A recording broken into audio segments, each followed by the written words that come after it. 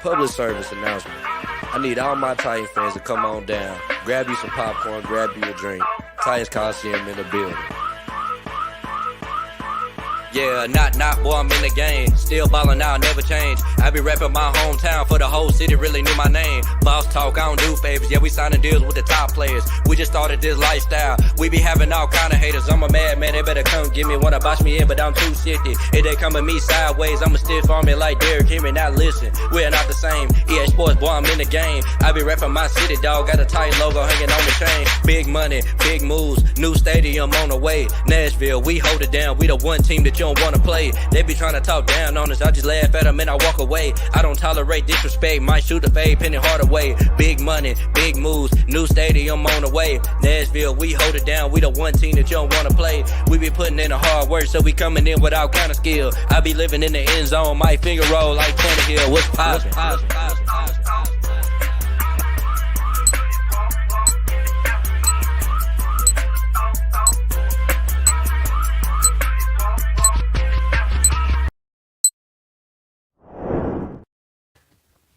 Oh, damn it, I did it again.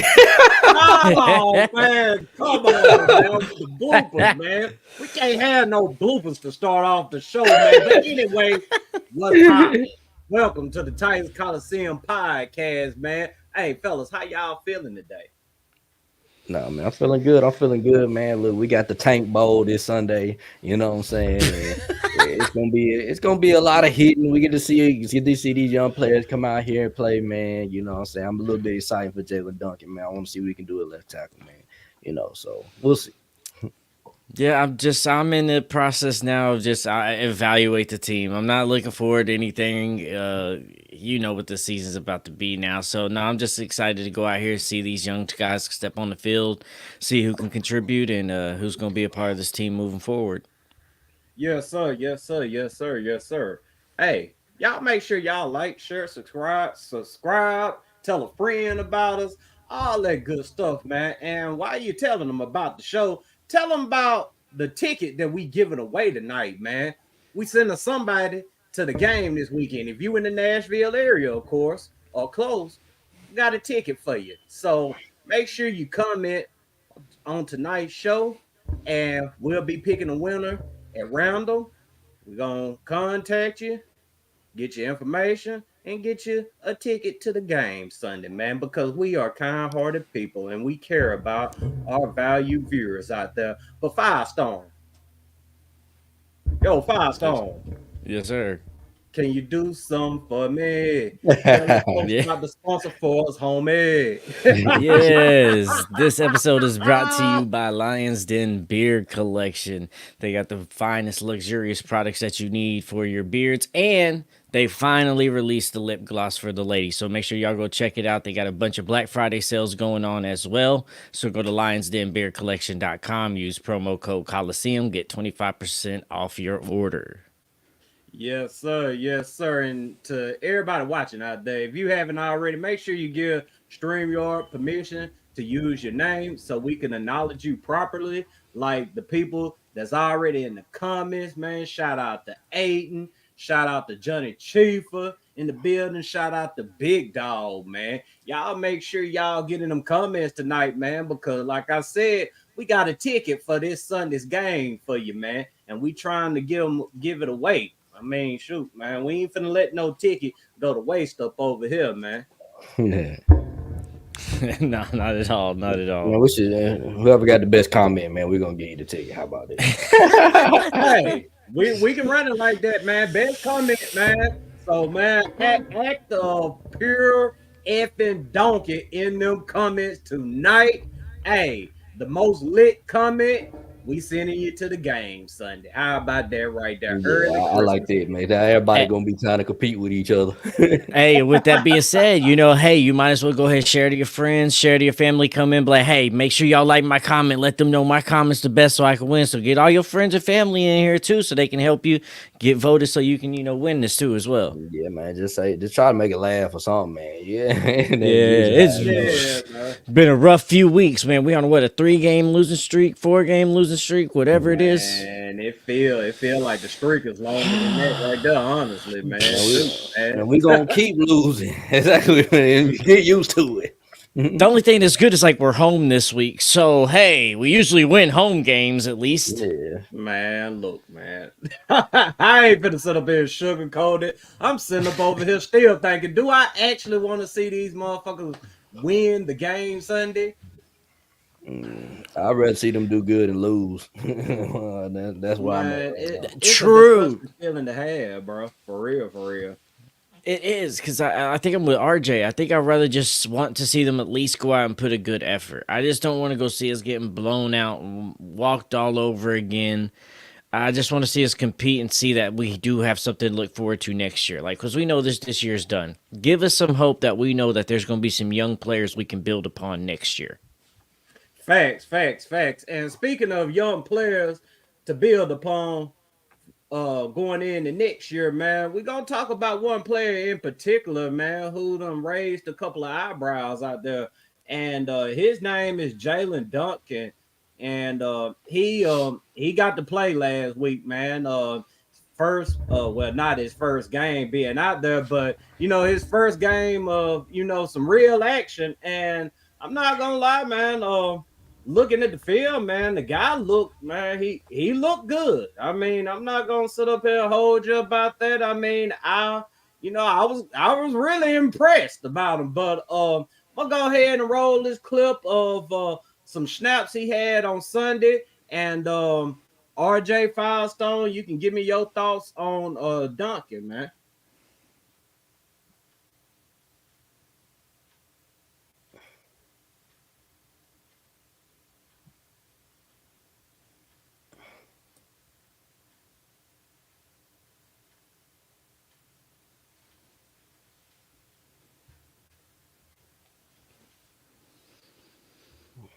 So RJ, starting with you, man.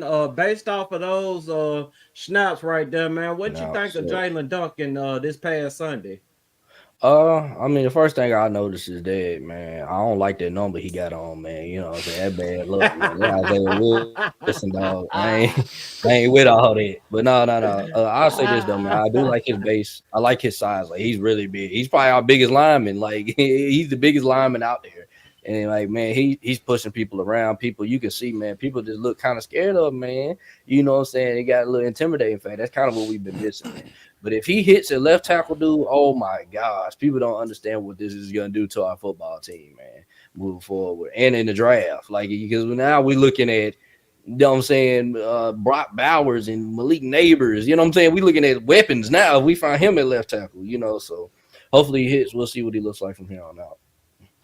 Yeah, I know the one thing that I noticed is he's not bracing for impact. He's kind of taking the fight to them. He's initiating some contact with some people. He's not just backpedaling, waiting for them to get to him. So that's nice to see finally somebody that actually knows how to stand some ground a little bit. We'll see how well it works. We'll see what he looks like out here on the field this weekend. But from that tape, from what I've been able to see so far, that's been a big positive for me, because a lot of the dudes, like especially Dillard, you see him backpedal 3-4 steps, and by the time that he actually makes contact with that defender, he's already in the QB's lap as well, because he didn't backpedal so far. So I'm excited to see what he does, but it looks like he is at least going to stand his ground and not be pushed all the way back into the QB's face. Yo, Johnny, we're gonna get into Vrabel in just a few, man. Trust me, we gonna get into Vrabel in just a few. But right now, man, we talking about Jalen Duncan and pretty much what it means if he comes out Sunday, has a good game, and continues to progress. And like RJ said, man, that would be so huge for us going forward, because it means that it's pretty much one less position that we have to worry about. Not saying that we should just forget drafting a left tackle. Nah, you still, draft somebody.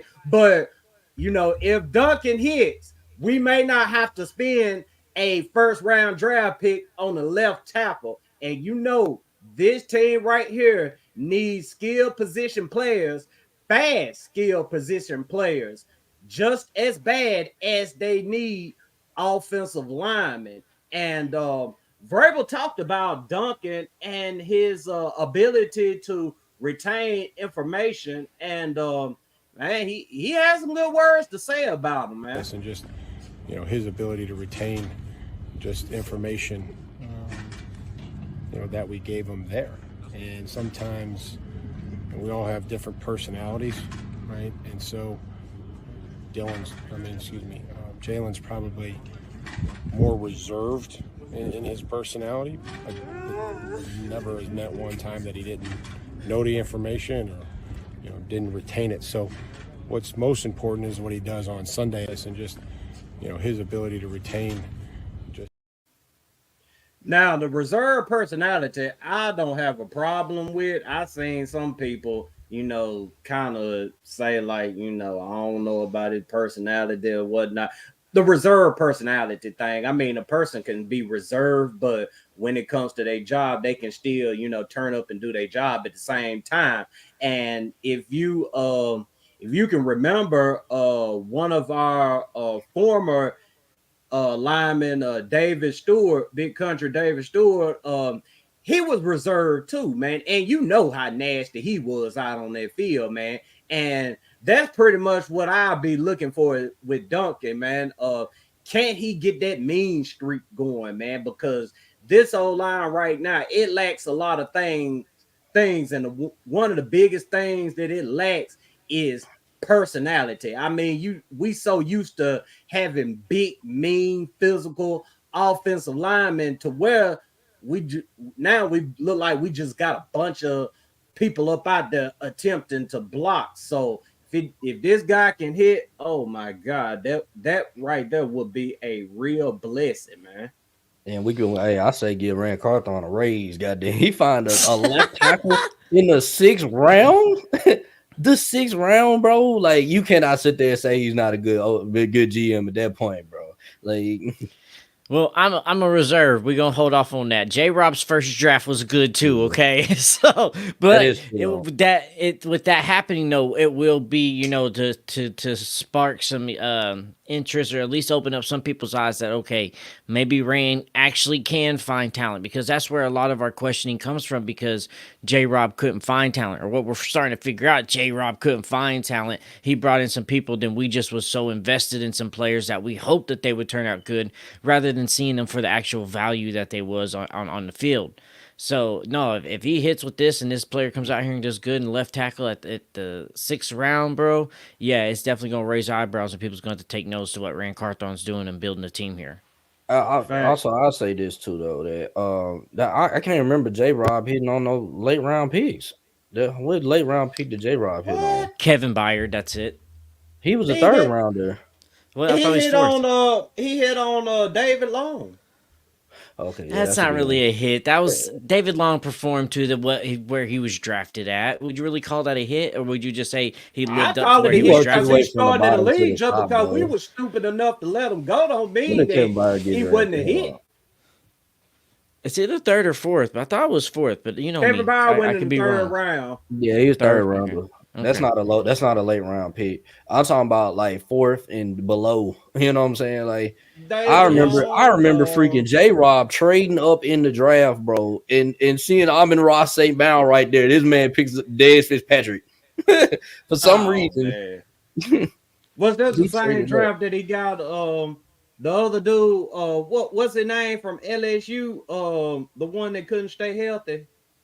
What's his man? That wide receiver? Yeah, man. It's crazy because he was just on this roster. Yeah, he got cut. Training camp. Yeah, man. I erased him out my Racing McMahon. Yeah, Racing McMahon. Yes. Like his late round picks were terrible, bro. Like I'm telling you, bro, them late round picks was horrible, dude. If you go back and look at his late round picks, he didn't hit on none of them, bro. Like none of them.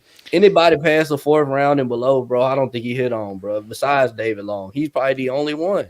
Because I mean, Bro, J-Rob was the best in the second and third. Second round, he got AJ. Second round, he got Yeah. Derek. Third round, he got Kevin.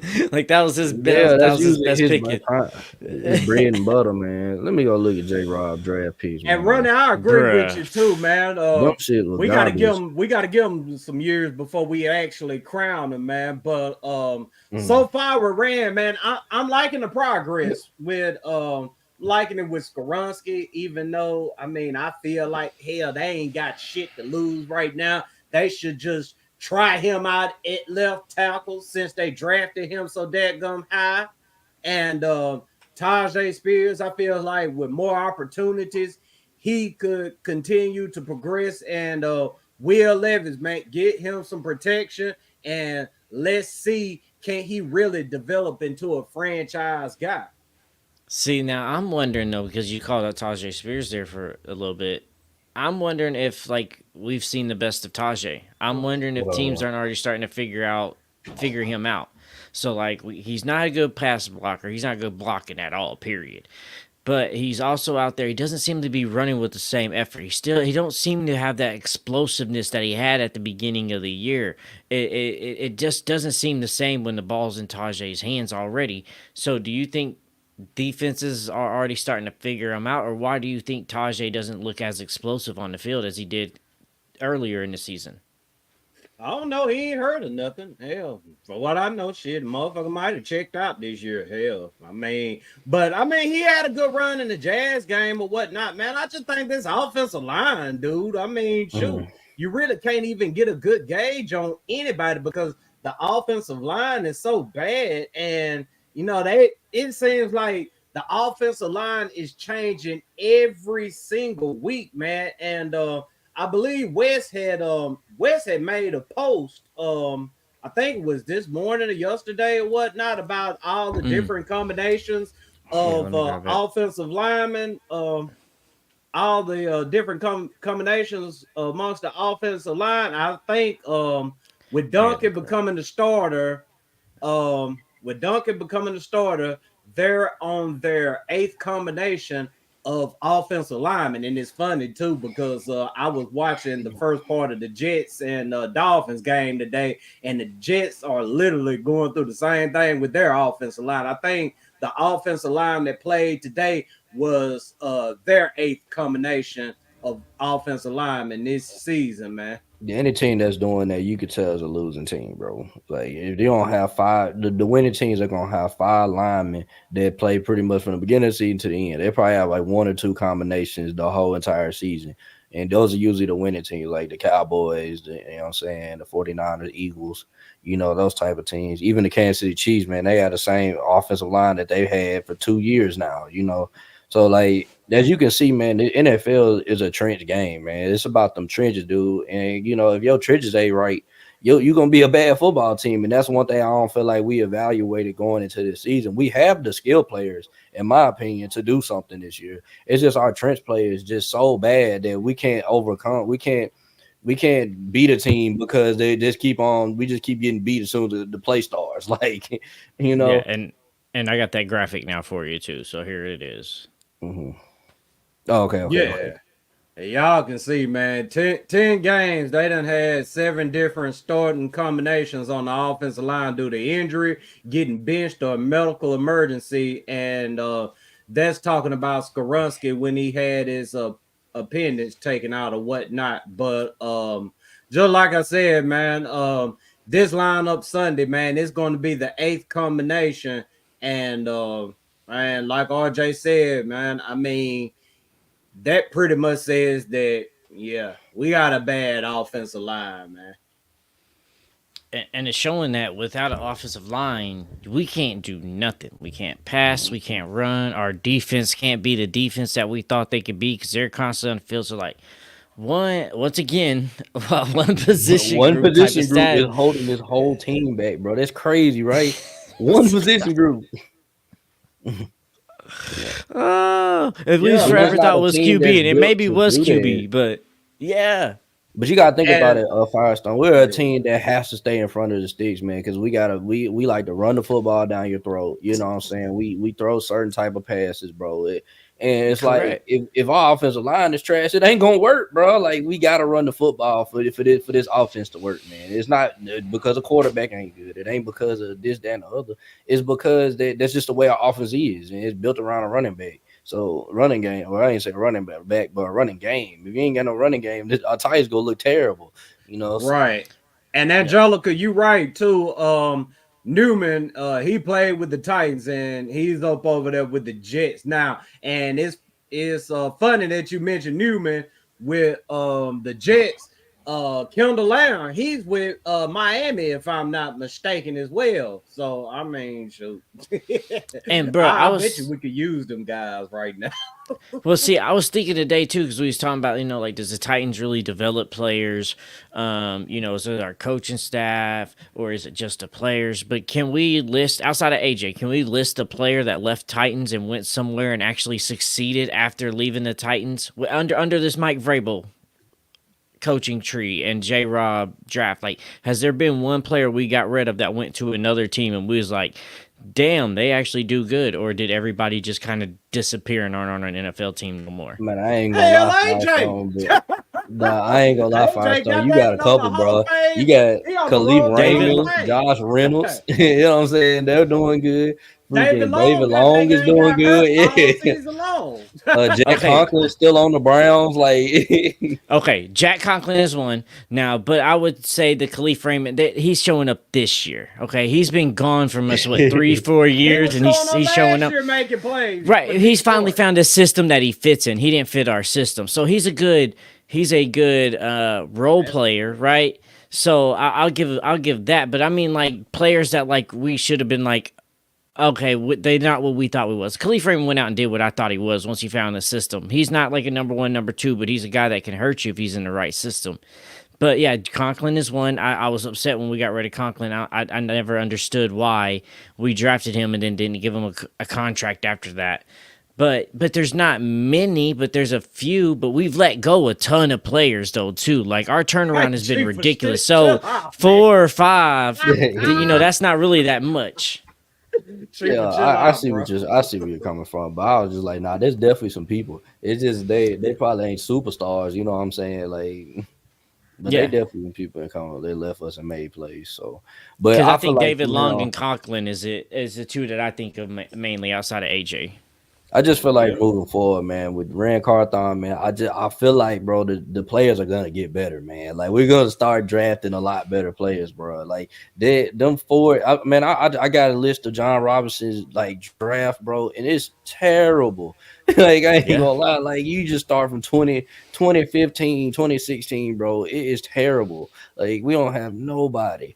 Like they got Tajay Sharp on here, bro. Like we thought he was good.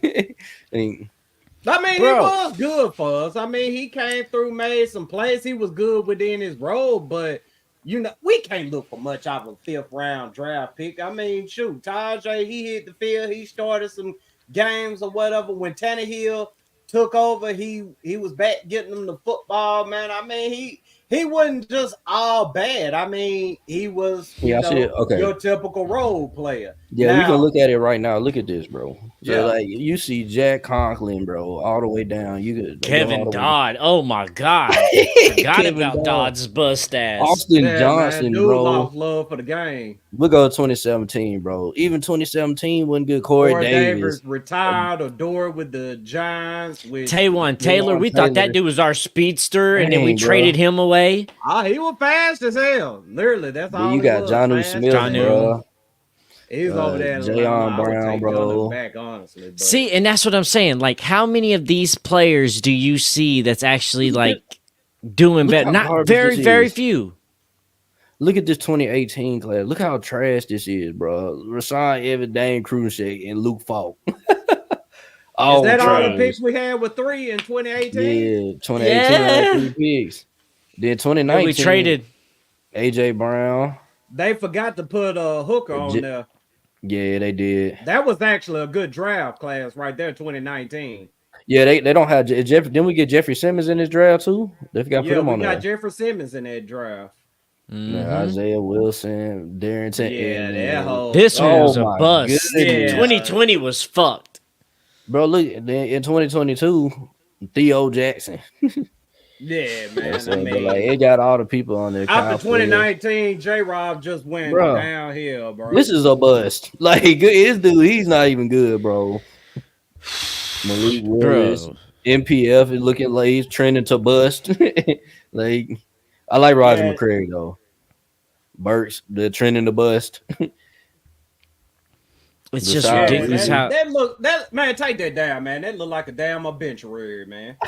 Yeah, Bro, it's so I'm for many real, bad man. players, bro. I'm getting pissed off looking at it, man. I'm getting agitated, man. Hey. Matter of fact, man, we may need to change courses. Let me settle down, man. I'm not trying to get us but okay, demonetized or so anything like that. so pulling this back to what our topic really is. Okay, so seeing that now and knowing that, like, are we truly like, do we truly believe Vrabel can't develop players, or did J. Rob truly give them the crumbs of the fucking cookies? You know what I'm saying? Like, look at those draft picks. That shit is atrocious. So is it really Vrabel to blame, or is it really the talent and the players we have in the locker room?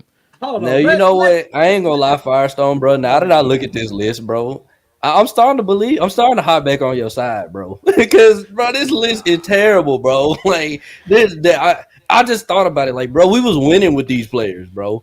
We was winning with these players, and they're not good. You know what I'm saying? It's like you scroll up and down to look at it, and it's just sad, bro. Looking at Because it. we talk about development, right? But okay, all right. If Mike Vrabel only couldn't develop these players, and these players could be developed, they would be on NFL teams being developed and being starters. But majority of these players aren't even on NFL teams, let alone starters. Yeah, man.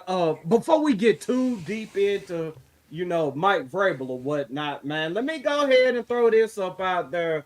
Then we can talk Vrabel. We was going, do our little, injury report for the Panthers game and all that. But everybody know who's out. Traylon Burks. I mean, golly, man, just go ahead and declare Traylon Burks out for the season. I told you when we was in Tennessee, right? We had that watch parties at Winners, and we came back, and me and Marako was talking at his place, and he was like, "Man, how long do you think Traylon's gonna be out?" I was like, "I don't think he's coming back till after the Panthers game, and we'll be lucky on that."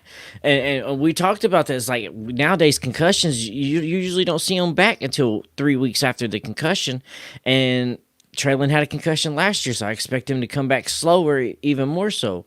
So, I don't know when we're gonna see Traylon.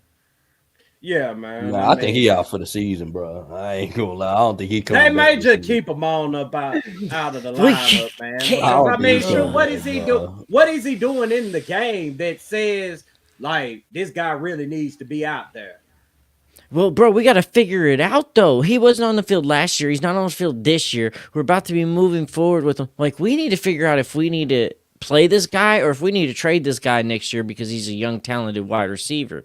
Like, it's not looking like he can stay on the field. So if he's out for the rest of the season this year, this is 2 years. Your first 2 years in your NFL career, you can't complete seasons. Those are big-ass question marks on you. I need to see you on the field. I don't even know what we truly got. We don't got consistency from you. I don't even know who you are as a player right now. I need you on the field just to show me who you are. Fuck this hell shit. I need to know who you are. Show me. My I thing told is, you, man, who's I'm- gonna trade for him though, because of the simple fact that he can't stay healthy, and then when he's on the field, we see what he's doing. He makes an occasional big play, and then he drops the freaking football. I mean, it's like to the point where the quarterback, I mean, he ain't even looking his direction, or he's looking at him and won't even throw him the freaking football, knowing that he's going to drop it. And I'm really just right here with Traylon Burks. I'm about done. If we trade him, you got to trade him to a team that needs a 2 or 3 and to a coach that thinks that they can develop him and don't need him to be on the field with his health and feel like, it's going to have to be something like that. But yeah.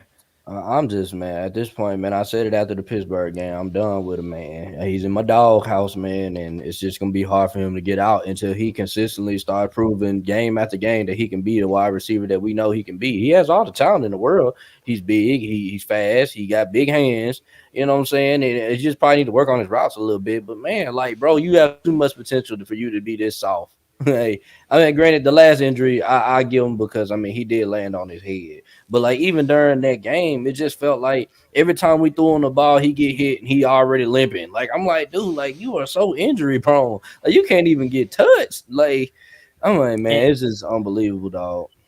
and the thing is too, like once you get one concussion, it's easier to get more. So now you Mhm. had two concussions in 2 years. How easy is it going to be for this next one? And this last one, you hit your head on the ground. Yeah, it was kind of rough, but these new helmets are supposed to help with that shit. So if you're still getting a concussion in that, like, how good is your head going to be in taking hits in the future?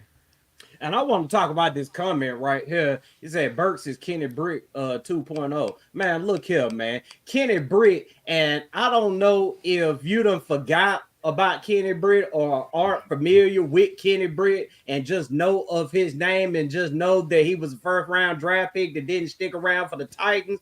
Kenny Britt, in his first couple of years, he actually made plays for the Titans. Matter of fact, I think it was his second season or whatnot. I want to say it was his second season. There was a streak of games where Kenny Britt really looked like the best wide receiver in the NFL. I Yeah, he mean, was having shoot, back to man. back He 200-yard games. Like Yeah, he, dude was this not making even the plays same like a conversation. motherfucker. So to Not at all. even mention Yeah. Burks and Britt in the same conversation, man, put some respect on Kenny Britt's name, bro. Yeah, he didn't work out, but don't sit up here to compare him to somebody who can't even stay on the field. And when he's on the field, he's dropping the football or can't get out of his freaking route. Now I'll say this, low. I will compare Burks more to Doyle Green Beckham before I pay comparing to Kenny Britt. Like Doyle Green Beckham seemed more of a Kenny a Traylon Burks. Doyle Green Beckham was like he was the number one player out of high school. He went to Missouri. They were pretty much crowning him the number one wide receiver to come out the draft. The same way Burks was. You know what I'm saying? Burks was a great high school player, good in college, really good in college. You know, he was really good at Arkansas, man. And got to the league and he's like he can't stay healthy, man. Same with Doyle Green Beckham. But I mean, like, who does Arkansas really play though? That was the thing. Everyone's like, he was really good at Arkansas when we was talking about it. And you know, at the time, I'm just pissed about AJ, and I ain't trying to hear that anyway. But still, yeah, it's like, who the fuck does Arkansas play that you could tell me he's really good because of the tape he put on? Like, Arkansas really don't play that hard of schools. Yeah, I mean Arkansas is an SEC school. Yeah, they play all the So SEC teams. you can't discredit Arkansas just because Arkansas as a team ain't no good. I mean, shoot, I seen he made plays against all the big Jay teams. Cutler Did okay? that's I, just like Jay Cutler for playing at Vanderbilt, even though Vanderbilt played in the SEC against some of the top schools in the nation. No, I seen because I mean going through his when I was going through the draft process with Traylon Burks, man, I watched games where he played Alabama and told him up. I watched games where he played Texas and told him up. You know what I'm saying? Texas A&M. You know, these are all big schools. You know what I'm saying? So like he like I said, he has all the talent to be a good receiver. He's just not doing it. He's not. He's just going in. He's going in these games. He can't stay healthy for more than 10 plays. Like yeah, that's why I'm done with him, man. It's health. I can't do it. It's health. Yeah, man. It's a very unfortunate situation, man. But let's go ahead and change courses for the night, man. I mean, y'all seen the title of the show. Is Vrabel really here to stay? Now, if y'all don't know already, Ms. Diana Rossini, she released an article via The Athletic yesterday morning, and the article was pretty much saying that, Mike Vrabel is going to be here. Mike Vrabel is the guy moving forward. And actually, we got this up here for you. And she even says it herself. Angry Titans fans can stop hoping owner Amy Adams Strunk fires Vrabel. It's not happening. Based on multiple conversations with high-ranking Titans officials, the franchise strongly and collectively believes it has the right coach for the long-term success. And she also added to that, is the Titans leadership thrilled with losing right now? No. Who is? But they are fully aware of the foundation and identity of this team is reflective of their head coach. He does it his way and gets his players to believe that that is the way. And last, she said, while the Titans are still trying to figure out if rookie quarterback Will Levis is their quarterback of the future, the clearest vision this team has is who will be their leader for years to come. Ready, steady, Vrabel. Guys, your thoughts on that? Uh, Let me start off, man. I don't know. I just, man, this the same franchise that said that they weren't gonna get rid of Mike Malarkey. They said they wasn't gonna trade AJ Brown. You know, they said they wasn't gonna be Marcus Mariota. I'm sorry, man. I take it with a grain of salt, man. If they lose this Panthers game, man, I'm telling you that seat getting hot, bro. I'm gonna stay on. I'm gonna stay with the same take. I ain't gonna flip flop. But as for Will Levis, they all right on that. We do need to see if he's going to be the guy moving forward. I think him not getting hit all the time is going to help his progression and develop him to be a better quarterback. Get him some weapons will definitely help out too. So, like I said, I don't want to give Will Levis no excuses on why he isn't the guy that moving forward. That's where I'm at with Will. So. Yeah, I mean, y'all know where I stand on this. I've been defending Vrabel for a while. I feel like Vrabel's my new Tannehill now.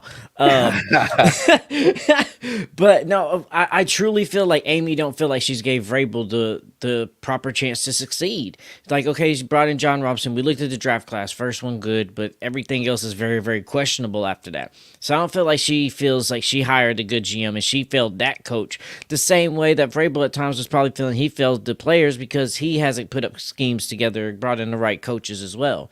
So I feel like Amy feels like now she has the right GM that Vrabel can properly build. Vrabel has a QB. Maybe it's his QB he picked. Maybe he picked Will Levis. We don't know who really was it. If it was just Rand or if it was Rand and Vrabel, we don't truly know. So maybe he does finally have his QB he's picked rather than a guy we had to trade for in Tannehill. So I really just think that she's going to give him some time, a year at bare minimum, maybe 2, to really give him and Rand some time to build some people and bring in some players, because you're not going to bring in all the players you need in one season to turn, the whole mentality of that team around. But this first year is going to have to make a huge dent in showing that the tides are changing. But I believe Vrabel is a very smart coach, a very good coach and understanding. You brought up a good, RJ, you brought up a good question last week, or turn on it was, with him being defensive minded, we're going to constantly have an offensive coordinator that is turning around, so our QB's never going to have the same OC, so that's going to be a question mark. But I truly think that Vrabel is a good coach. If we was to fire him now, somebody would have him hired on their team today. Like, that's why I don't think Vrabel should go. I'm standing on what I said. They should fire Mike Vrabel. Like I said last week, I mean, he's just a great motivator. I mean, he does nothing, strategically that puts the team over the top. And honest to God truth, his loyalty to his buddies, I mean, that right there is what does it to me. If his buddies were actually good football coaches, I wouldn't have a problem with it. But his buddies aren't good, especially Shane Bowen. I mean, I don't see what he sees in Shane Bowen. Maybe, it's this thing about him, wanting to develop coaches in-house or whatnot. But, bro, the defense is bad. The defense is right back to where it was in 2020 when we had the bad defense or whatnot, the 32nd ranked defense or some shit like that.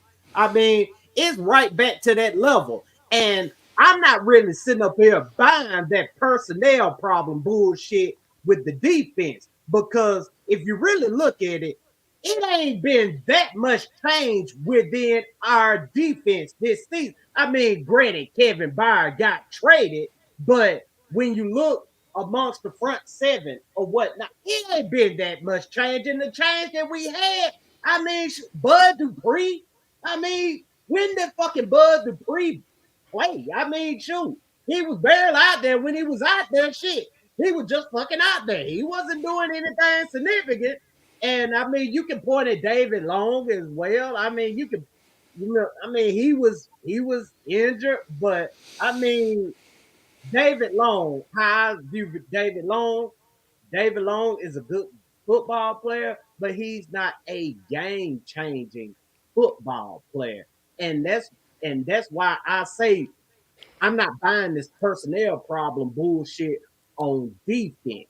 And the defense is out here worse than it's been for the last 2 years. And as far as the offense goes, Vrabel is meddling around on offense. I've been saying this for the last couple of seasons, which he needed to meddle around with Ty Downing because Ty Downing was just an all-out shit show by himself. But I mean, he's meddling around with Tim Kelly in these games right now with these conservative ass play calls, bro. I mean, what do you got to lose? I mean, I done said that throughout the show. Like, bro, what do you got to lose at this point? You don't have shit to lose right now. Why are you calling these conservative ass games? And to me, man, I feel like we can definitely find somebody better than a great motivator. So I'm standing on my square right here, man. They need to fire Mike Vrabel. And as far as what the article said, I mean, yeah, the Titans could be lying because good and damn well if we go out here and lose out and especially get our brains beat in by Houston at home in them throwbacks, that's going to piss ownership off. And we've seen what ownership has done when ownership gets pissed off. Ian Hunt lost his job in Houston after they allowed J.J. Watt to just have a freaking field day.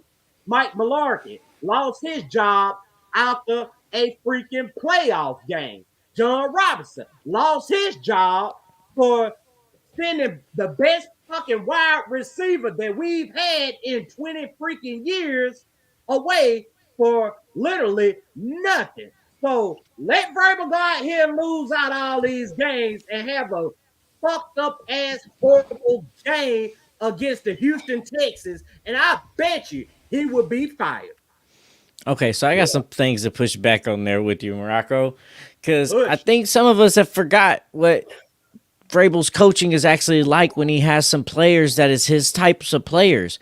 You forget that this is the Vrabel that outcoached Belichick and took up how much time off of one fourth down play? How much time off that clock? This is Mike Vrabel, who is a coach that took players, had the most players in the NFL use and still won Coach of the Year, still took us to the number one seed in the AFC without Derrick Henry, without our best player. This is a coach who sat out there and constantly with people hated to come and have to play and strategize against because they knew that he was going to come out there and play. So knowing that and then seeing the fall off, then looking at the draft and the players do you not just think that Vrabel doesn't have the confidence in those players to go execute what he wants to execute? And then why would you show the NFL what you want to do rather than keep it in your back pocket to reveal it when you feel like it can actually be executed rather than putting it on film so people know what you want to do when you finally got your stuff? And then another thing is on the coaches is he really being loyal to his buddies? Because it seems like he's firing coaches every season. Is he constantly hiring his buddies back? Yes, but is it because he wants to hire his buddies back? Or is it because he's forced to hire his buddies back because he can't hire other people? Vrabel has no problem in firing people. Todd Downing was the one coach that he stuck around a couple of years and Vrabel kind of defended for whatever reason. But I think sometimes we've seen Vrabel knows it can get worse than what we have, even though as bad as it is and as bad as it sucks, it's the best option we have currently available. And I think that's some things we've forgotten as a fan base with them too, is that we've said a lot of times it can't get worse. And then it's gotten worse after Vrabel did what the fan base wanted. I agree. I agree with that last comment that popped up. Yeah, go get that. He said, no, go back one more.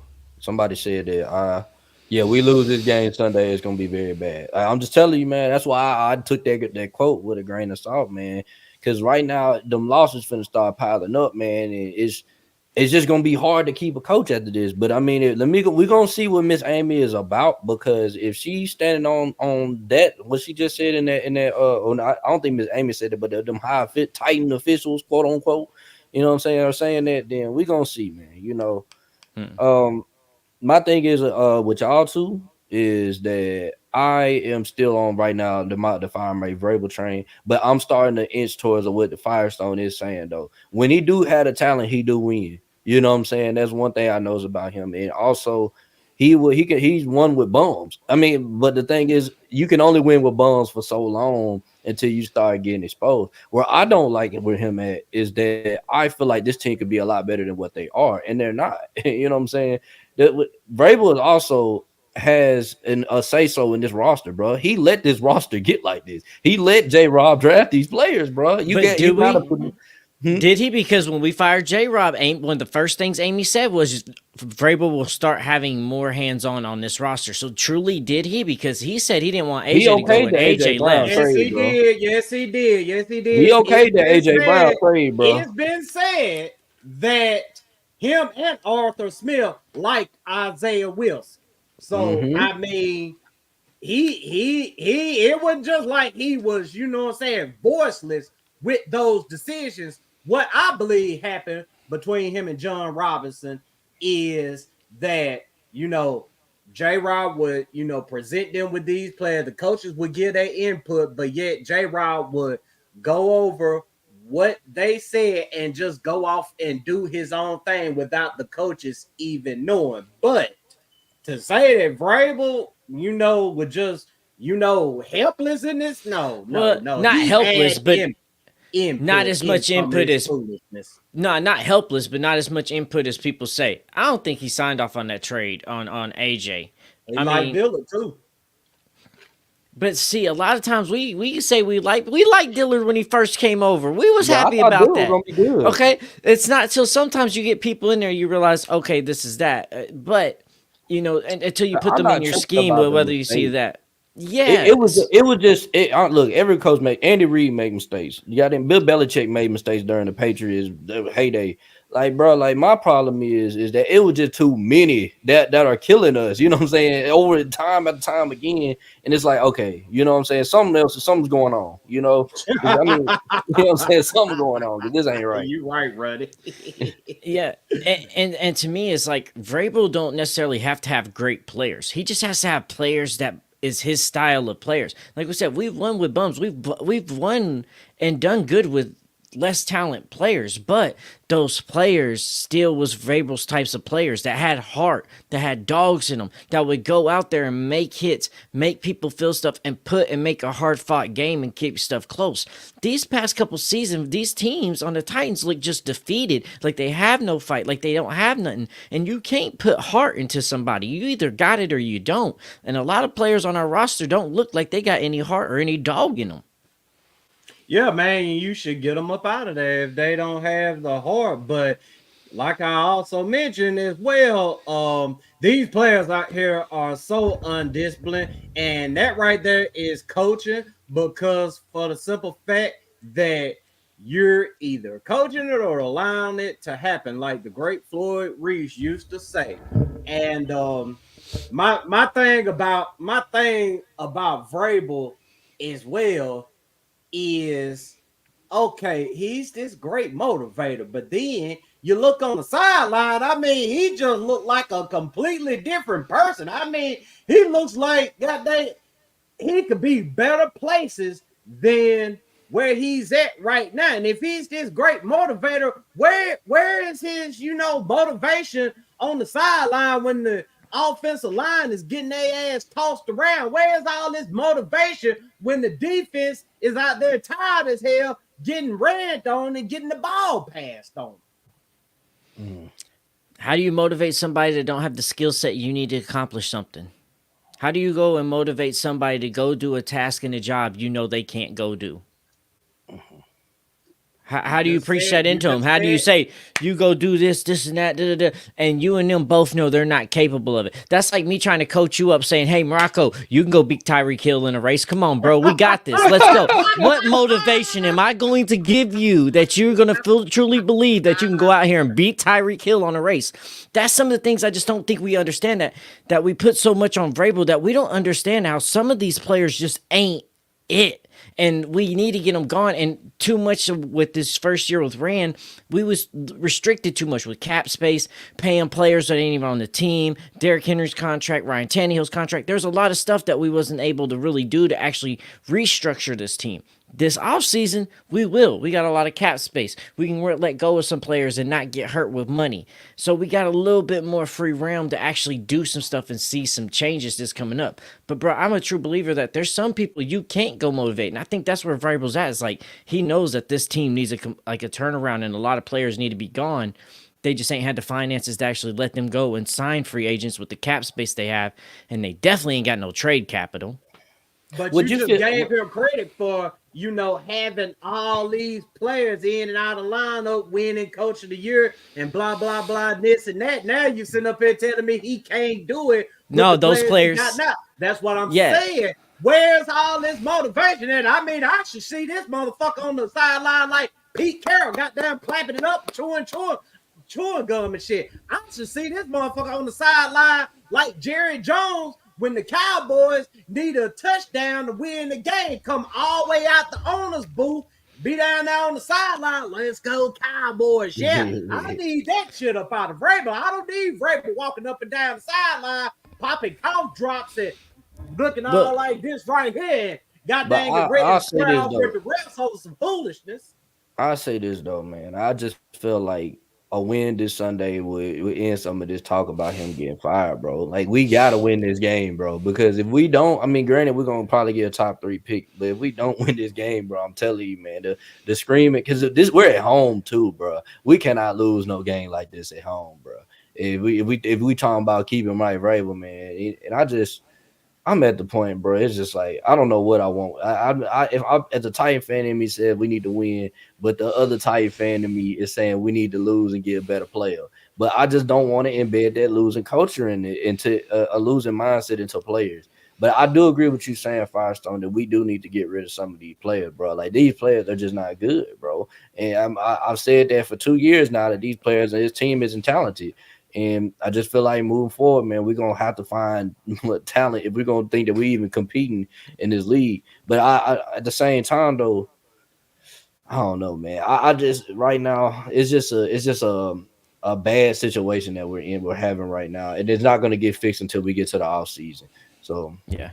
And to that, too. So, like, Marako, something you can't teach heart. You either got it or you don't, and that's what I think is the difference between that Vrabel team that played when he got Coach of the Year, that all those players, because those players came in and had heart and played with something to prove and all the stuff. They said we can't win without Henry.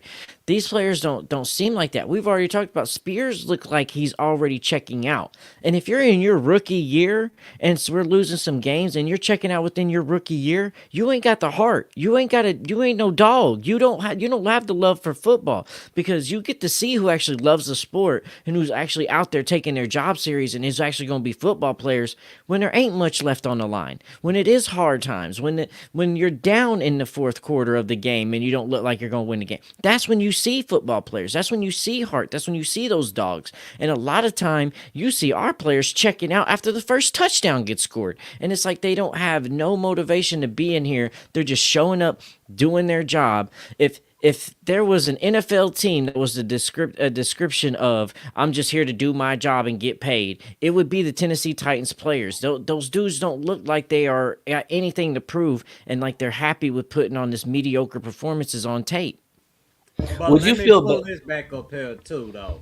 Matter of fact, where is the comment? Let me knock that comment down and look at this sentence right here. But they are fully aware the foundation and identity of this team is reflective of their head coach. And what is the head coach doing on the sideline? The head coach is on the sideline with his head down, looking into space, just going through the motion. So, yes, this team is a reflection of Mike Vrabel. And Vrabel needs to get up out of here. I know they're not going to fire Vrabel. I mean, more because I'm going to tell you what's going to happen. These motherfuckers finna win out at home. I mean, everybody knows the Titans' MO this year. They get on the road, god dang it, they look like, a contender for a top 3 draft pick. At home, they look like they are a contender for a Super Bowl. So they probably finna go up out here, beat the brakes off of Carolina. Then we sitting up over here singing a different tune, listen to all the Vrabel apologists talk about, well, see what he just did? I told you still want to fire Vrabel? Yes, I still want to fire Vrabel. See, one thing about me, I don't change my tone. When I'm somewhere, when I make it there, I'm going to stay there. So, yes, I'm over here on the dark side. Fire Mike Vrabel. Yeah, I'm staying over here on the dark side, but I'm inching closer to the light, Firestone, bro. I'm starting to see it just a little bit. Now, It's crazy, but I've been over the dark side for a good little minute. But I will say this: I feel like we would feel a lot better about this team if we were just in games. You get what I'm saying? If we was in the game and we lose at the end or something, I can deal with that. You know what I'm saying? Look, we're almost there. But the fact that we're just getting our ass whooped every time we go on the road, bro, it's not a good feeling, bro. And that's why I'm on the Mike Vrabel train. I just want to be in a game on the road. I just want to be in a game, you know. So do you think that Amy is trying to at least keep Vrabel around? Like, in her mind, like, some things can come and change later on, do certain bad things. But do you think Miss Amy's trying to keep Vrabel around at least till the new stadium? She don't want to have a new coach in the new stadium. She wants Vrabel in that new stadium. Do you think that's a possibility? Honest to God, truth, if this team, just completely goes downhill, bro, she's not gonna keep Vrabel around for that. Honest to God, true, like I said earlier, shoot, if the Titans some way somehow end up losing out and they get embarrassed at home in them throwback uniforms against Houston, he may get the can right then and there. No, I don't see it. I just can't see anything happening this season outside of him pulling the Downing that he's going to get fired this season. Because I truly think that them in the front office sit down and they look at this roster, and they've been looking at this roster all year like, we just got to get through this year, and then next year we can really start making the changes we want. I think inside that building, they knew how bad this roster was and what was going to come. I think they hoped that they could turn it around, but I think they knew what they had on their plate and what was the job ahead of them. But no, I think they understand what they have in the locker room, and I think Miss Amy understands that that's not truly a reflection of the coaching right now. Even though some coaching positions got to get gone, like offensive line coach, we need a new one next year. We got to figure this shit the fuck out. Whoever's offensive line coach now, I can't think of. We got to get a new one next year, and somebody that actually can do some coaching. That's Vrabel's buddy system. He promoted the guy who was under the guy that he fired. That's why I say fire Mike Vrabel, because all he's going to do is fire that guy and go hire the guy up under him. I'm done with the buddy system shit. I'm hoping that's where Rand is going to come in, because I think that's one of the very few weaknesses of Vrabel is not knowing so many of these people in the coaching world that who is a good offensive line coach. Like, you can see some things from tell, but people's schemes, how they coach, the way they coach. You ain't been around in the coaching realm enough to be on different teams and work your way up like the Mike McDaniels has, from a ball boy to the water boy, to know how other people are coaching, to see their schemes and build those relationships and know people how they are. And that is one of Vrabel's weaknesses. So that's where I think him bringing other people in and other coaches is where his failure is. And hopefully Rand will be able to help with that part. Hopefully, not only will Rand be able to bring in players, Rand will also be able to bring in the knowledge and info of like, hey, this coach is really good at offensive line. They've been doing this and this and that. This coach is really good over here at DBs and I'm developing linebackers. I think they'll fairly fit with you. Sometimes you need a third party that can come and build a relationship between you and somebody you never would have had a relationship with before, just so you can succeed at something. So, and I think that's where Rand will also is one of those jobs that will kind of help Vrabel grow as well.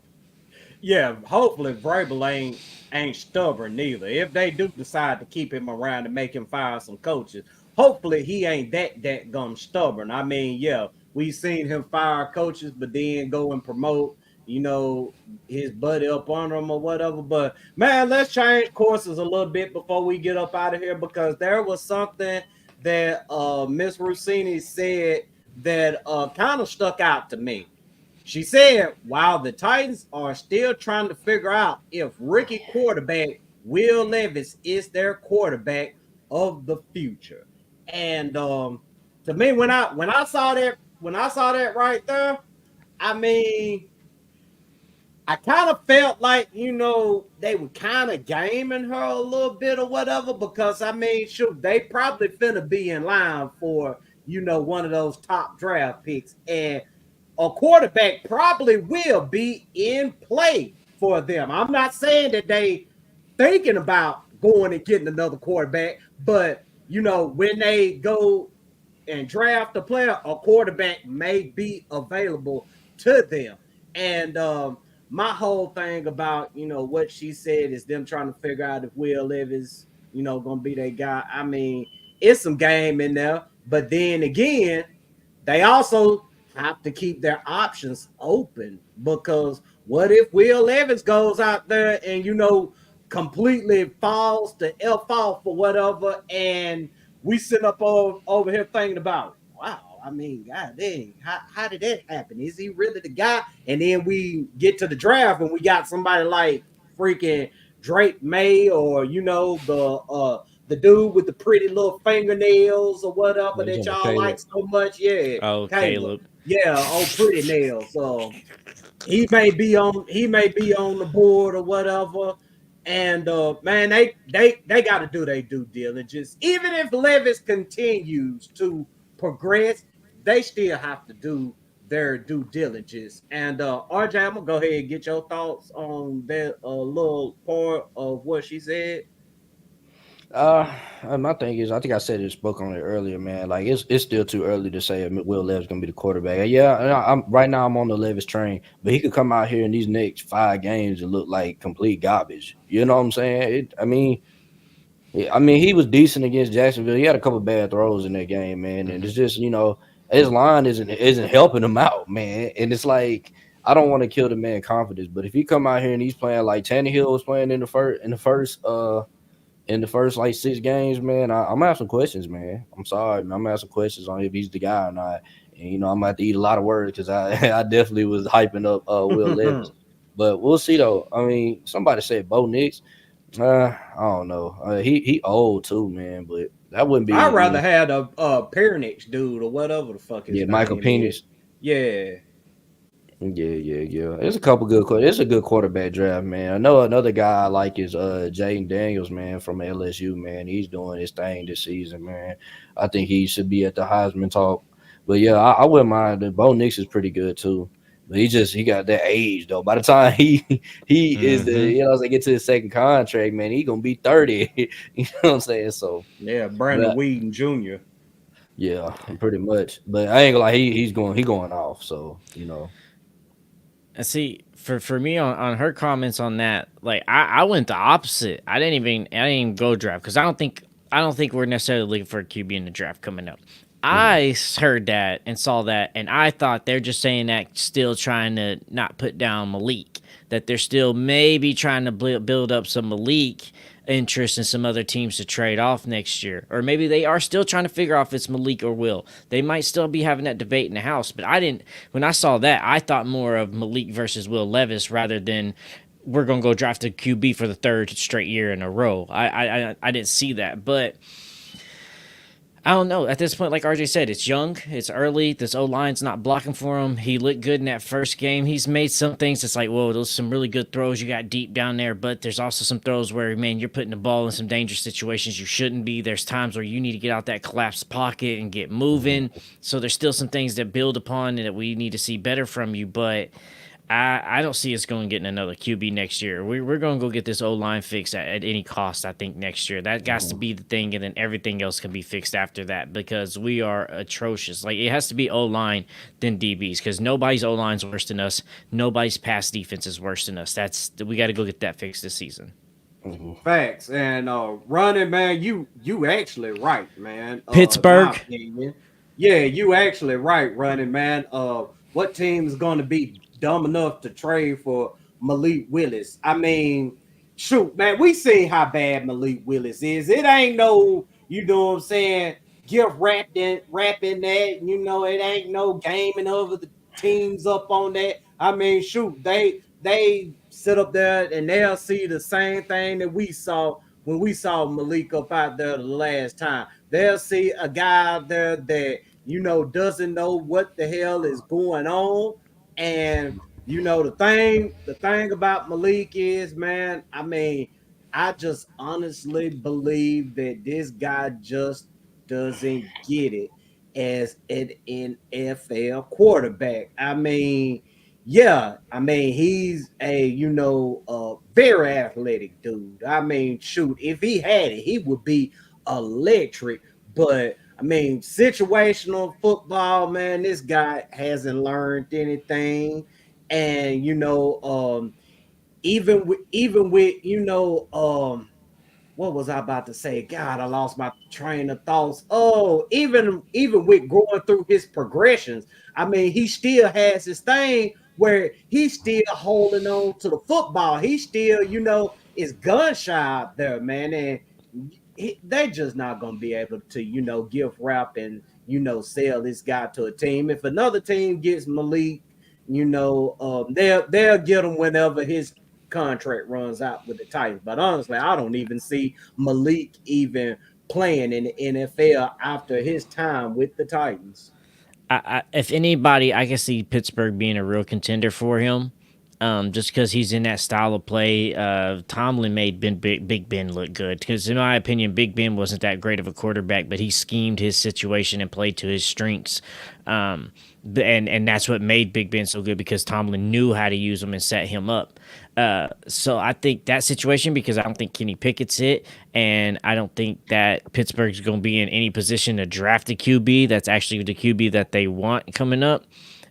So if that would be a case scenario, I would see if next year they're in competing and they're just done with Kyle, and then they're like, all right, let's trade for somebody, and Malik will probably be the best option if we can get practice up, talk him up in press, talk about how good he's been and this and that, and try to build a market. Even if we just get a 6th-round pick for Malik, it's better than getting nothing for him. If Iran can hit a left tackle in 6th round, a 6th-round pick for Malik Willis will not be a bad draft round pick. I mean, I'll take it all day, but I just don't see it happening. I want to debate you about that whole Pittsburgh, Roethlisberger, Tomlin thing or whatever, but I ain't gonna hold these people tonight neither, man. But man, yeah, that was a good debate we had, Firestone. Man, see, we can debate and still love each other, y'all. Y'all need to learn how to do that. Quit turning up on each other when you're debating, bro. Have a good, fun, friendly debate. You don't agree on something, just agree to disagree, man.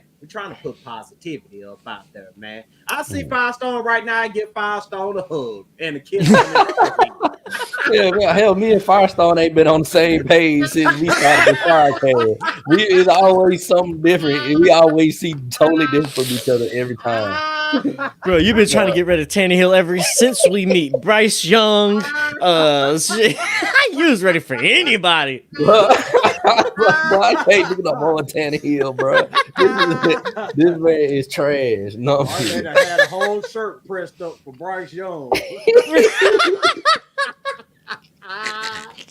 I might need to give you that ticket to the game Sunday and let you wear your Bryce Young. Yeah, man, Bryce Young, bro. And he out here playing like garbage, bro. See, all the people I wanted, they ain't playing too well, man. Boy, Jackson Smith and Jigba ain't really looking that well. Freaking man. Bryce Young looking like garbage. All the QBs you wanted us to get to replace Tannehill ain't no good. See, I don't know if I can trust you with QB now. Hey, man, I wanted CJ Stroud, man. I said he was the number 2 quarterback, but hell, I was wrong about that. Too. He was definitely number 1. Yeah, man. I just had a bad draft, bro. I'll get that in there. Man. Hey, it happens to the best of us, man. But yeah, man, let's go ahead and wrap this thing up for the night. Hey, man, if y'all want these tickets or whatever, man, man, what did we say, dude? Most entertaining comment or whatever? Yeah, we're gonna pick a comment. Yeah, most entertaining comment, man. You gotta be in the Nashville area too. I mean, I'm gonna need some proof that you're in Nashville some type of way. You ain't finna get this ticket and go sell it off. I could do that myself, but I trust y'all. There's enough up in here, I'm familiar with y'all. I trust y'all or whatever, man. But most entertaining comment, man. And we done had some, pretty entertaining, pretty good comments or whatnot. So we'll be reaching out either tonight or early tomorrow morning and getting your information, man, if we rock with your comment. But hey, Firestone, can you do something for me? Yes. Can you talk about the sponsor, homie? Yes, this episode has been brought to you by Lions Den Beard Collection, the luxury beard products that you need. They do have the female lip gloss now too, so females go check it out now. They are dropping their Lioness collection, so be looking out for more things that's coming. Plus, they got Black Friday sales going on right now as well, so go make sure you go to the lionsdenbeardcollection.com, use promo code Coliseum, get 25% off your order, and get them Black Friday sales. Man, we got any ladies in the building, man. Ladies, y'all better go ahead and get y'all some of that lip gloss. Get them lips all greasy and shining, fellas. If you got you a girl up out there, wife, girlfriend, fiance, whatever she is to you, man, get her some lip gloss, man. Get them lips all good, shiny, and wet. I just thought of that little Moss song back in the day, the lip gloss is popping. That's you just started talking about all that. It just started playing in my head. Hey, man, it's time for us to get up out of here, man. I ain't messing with y'all tonight, man. Hey, man, y'all tighten up, stay blessed, man. It can't go down like that. Tighten the fuck up. Let's go.